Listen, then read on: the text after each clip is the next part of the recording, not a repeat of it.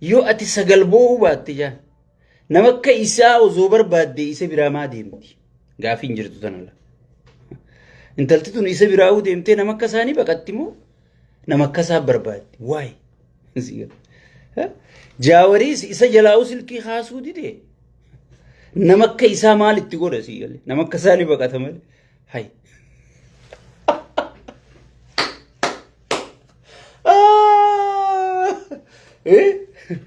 Oggii waa jettan laal dubbiin namatti as deebiti beekta quba tokko oggii nama qaban afursitti as garagalaa jiran sii galee. Waalaikum salaam warahmatullahi wabarakatuh. Nama akka xiyyaa ganaan harkitu.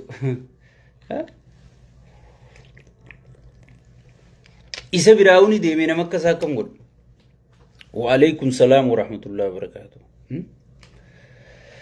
Jirtu isin mee sheer godhaadha. Mee sheer godhaadha. Walii daddabarsa laal manni maaliin diigame oggii waraabessi yuusee diigame jette Oromoon. Dhuguma xiyyaa baraana beektaa dubbii cinaan namatti himna warri siyaasaa kun irra guddaan manuti badhaadhinni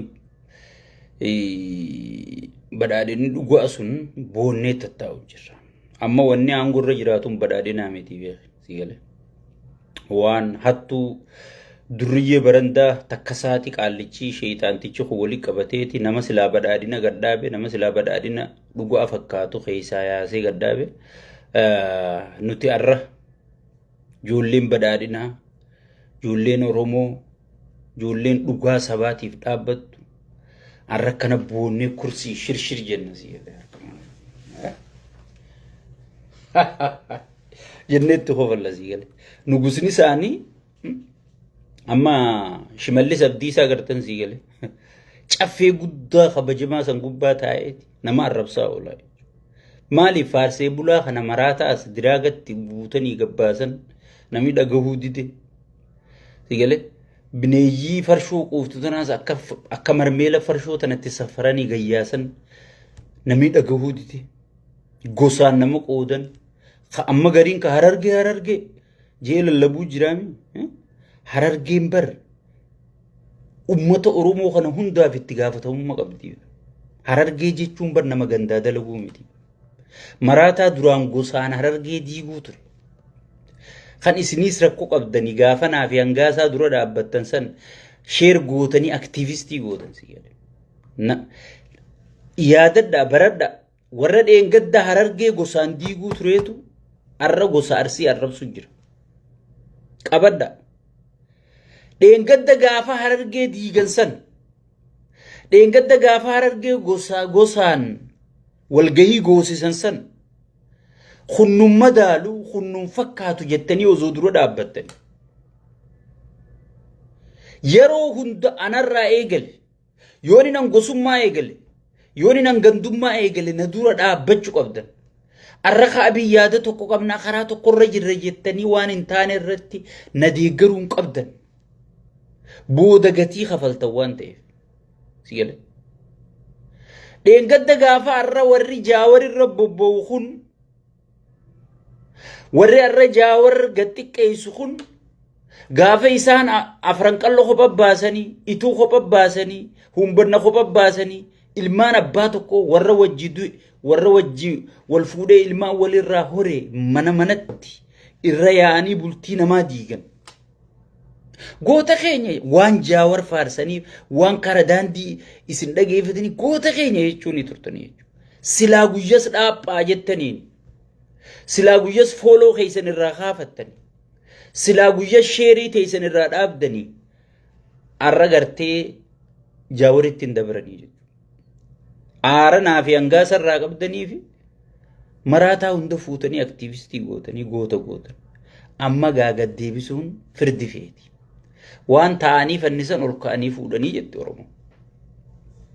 Aniin siin jee arra yaada tokko qabnaami yoon anaa harargee diigu garte namni if diige siis ni diiga. Irraan sii deeba namni if diige siis numa diiga. Namni if arrabse namni kaabbuta arrabse siis numa arrabsa. Tana qabadhu waan hin siin juutan guurii gurraa fudhadhu qabadhu si fayyaddi. Angaafam dheengadda badhaadhina keessa tures gosummaan nun baaftu, gandummaan nun baaftu, abadan jeetiin ture. Waan afaan Chaayinaa dhaqee jijjiirrate afaan Chaayinaa afaan rabbitti uume dhiisanii afaan Chaayinaa jijjiirrate tana fuutanii samii nayitaniiti. Arra afaan Chaayinaa kan isin irraa jijjiirtan saniin isin irra gaxalba'u jiranii danda'aaga. Harki abbaaniif kaa'ina jaa'u jedhanii. Ani yooniin dogoggore yoon an dhaabsifne isin maal bu'aa naa qabda. Sigale so saniifuu namoota gosaan dheengadda Harargee diiguu turan. Arrammoo akka waan Harargee dhimmamani. Sadarkaa Harargee miskiinoyte. Nama dhabanii beera nu tarrisaniin siin jeebar. Beera keenya gartanii beera sa'a fedhanitti ol naqatanii akka fedhan godhan. Sigale. Abiyyi ol naqatee harkarra baafnaan ganaa isiin Harargee guutuu gurguri jettiin. Abbaa isii dhale. Mataarraa darbi jettiin dhalaan gartee kaayuu malee kaayyoon qabduun tana. Tan sheekkaa butaa isiniin jiru. Sigale. Dhiira namni barde dhiira si keessaa dhabee dhalaa si muuduu jechuun naa isin dha'ee arraarraan isin hime. Sigale. Nuti madaa garaan keenya madaa waa hedduu nu haasofsina. Sigale. Warra arraa jawwee arrabsu jiru kana warri dheengadda ol fuudhee namatti hidhee ummata duraan namni diidam laalu ummata duraan namni tokko laalu fuutanii aktiivistii maraataa haasawaa hin beeknuun. Wanta cabaytu Ameerikaana jiru fa'aa manzaraa qarsadii tokko ofirra kaa'e. Hajuu kana fuutanii akka nama gootanii. Sigale. Arra gartee ichi gabbuusuun firdii fedhu jirti jechuudha. So maal ta'uu qabna? Wal dhageeffachuu qabna jechuudha. Dogoggorarraa wal dhaabuu danda'uu qabna jechuudha. Sigale. Yoo kanan ta'een wanni wal jala yaanuuf wanni wal deeggarra jennuuf hin jirtu jechuudha obboleeyyan keenya. Dogoggorarraa yoo wal hin dhaabin. Ayyooniin dogoggore kun hin ta'u sheekkaa butaa jechuu qabdanii jechuudha. Kuyyoo dogoggore kun hin ta'u. Sigale.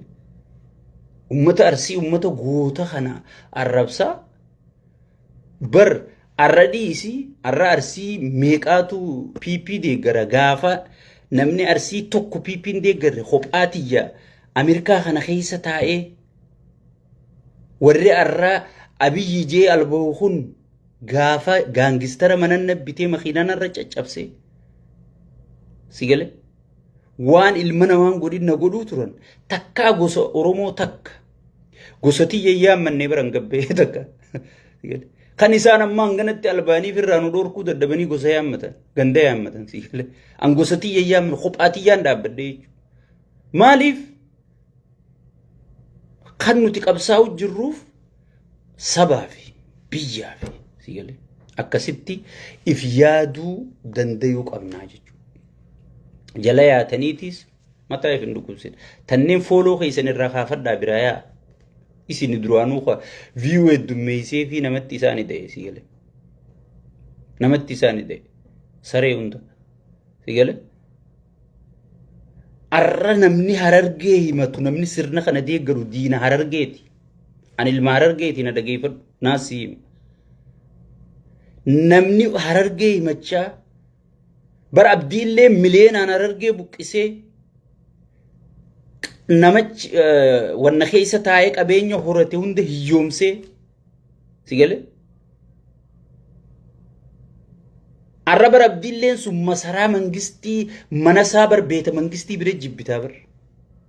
Rippaabilikaan gaardiin eeggamu jira bar. Osoo Harargeef dhimmi kun sirni kun dhimmamu taate sigale. Arra bar hamiluma teenyaafuu bar abdiillee hidhaan baasu bar. Sigale.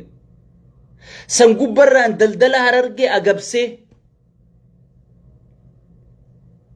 Harargee dheengadda namni kutaa Oromiyaatii itti godaanee irraa dalagatee irraa nama tahee irraa gartee fooqii ijaarratee kun diina rabbii itti qara'u. Arra ifii diina rabbii qara'uu dadhabdee jechuudha. Namni keenya bar akka jiru dachii gurguree hanga qabu gurgureeti kun bahara dhumu jira bar. Sigale. Arra dachiin baddeeti roobni dhabame sigale abiyyillee roobanii rooba juusan sheexaantichi harargee roobuu dide midhaan goggoganii dhumanii jechuudha. Namni mootummaan tokko rooba roobsisu garuu caama dhufuuf if eeggannoo sii kennaa jechuudha. Caama akkanaa dhufu jira if eeggannoo godha. Rooba akkanaa dhufu jira gizeen oomisha keessan galfadha gizeen qotadhaa jeeti mootummaan gartee wanta sii kennaa jechuudha. Mootummaan sii yaadu sigale kun ammoo ummata ifiifuu abaarfitu jiru ummata ifiifuu waan nyaatu dhabee barandaa jala galu jiru beera kanatti gaxajajee beera kana dhawanii hudduu tana madeeysaniiti deemaa gibira irraa guuruu ajaniin sigale beerri harargeerra naqan kun milishaa kanatti ajaja dabarseeti harargee asitti godhee sigale namni akka harargee salphatee ni jira waan kana keessa tujjaarota qabna waarree qabna tujjaara maal qabda kijibdu ish arsirra tujjaara qabda wallaggarra tujjaara qabda mee gaafumaan sii qaba mee wallaggarra tujjaara qabda moo arsirra tujjaara bara arsii keessa biyya Ameerikaa tanarraa eegale hanga biyyatti shaashamannee tana guutuu keessa warra markaba galchuu jira bar kana Adaamaa keessa deddeemee dachii gurguruu dhiisi kana tujjaara keeyya ish nama dachii shawaa gurguru sigale mee tujjaara maal tujjaarumma beeytaa silaa tujjaarumma min aynet maallaqa inni deemee tujjaara jee isaabu ati waan maallaqa hin qabneef waan maallaqa qabu si fakkaatti yoo tujjaara bira dhaqe laaqana halkan tokkootu hin gahu sigale chech baalee faalaalimee ummata baalee qamadii akkasii fe'ee importi godhu Itoophiyaa guutuuf warri kunu tujjaarota keenyaan nu dalagu jira jee takkaa gabbee afaan hin banne sigale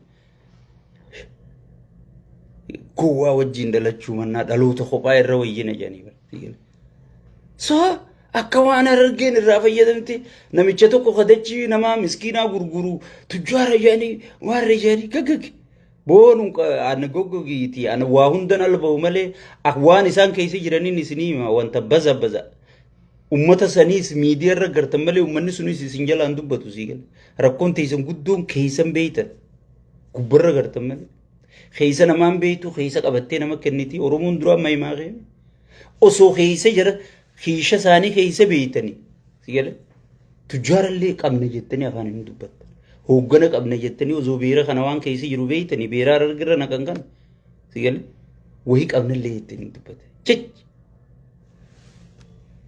amma miira keessa nan galchina sigale sadiifu xiqqollee taatu if qaanfadha xiqqollee taatu if qaanfadha nuti garuu maarrabaan nu godhata namni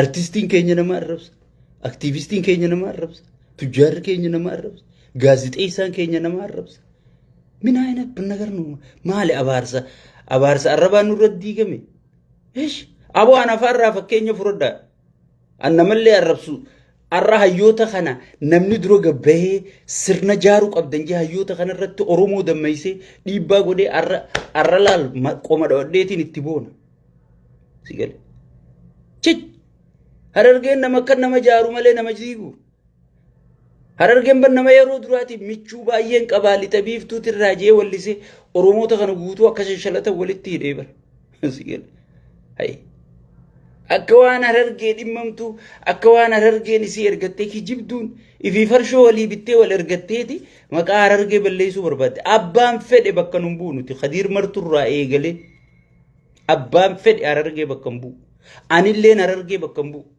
yaada mataa kiyyaatiin dubbachuu jira malee ummanni naannoo biroo kakkasilti yaadan kawaan akka namni harargee waan kana jaalatee gartee waan koshkoshee tana jala yaa'u isini fakkaatte obboleeyyan kiyya I'm sorry sigale gaafaan deengadda akkasi bilziqinnaa taa'ee ciniinnadhee mormuu san harargeen nan ergan arraas gaafaan ciniinnadhee bilziqinnaa dura dhaabbadhu harargeen nan erga harargee bakka bu'ee ozoon hin taane saba kiyya wallagga bakka bu'ee arsii bakka bu'ee wallo bakka bu'ee sigale gujii bakka bu'ee boorana bakka bu'ee shawaa bakka bu'ee ummata dhumu jiru san bakka bu'eetiin sagalee ta'uu jira jechuudha. Sagalee. Hayi.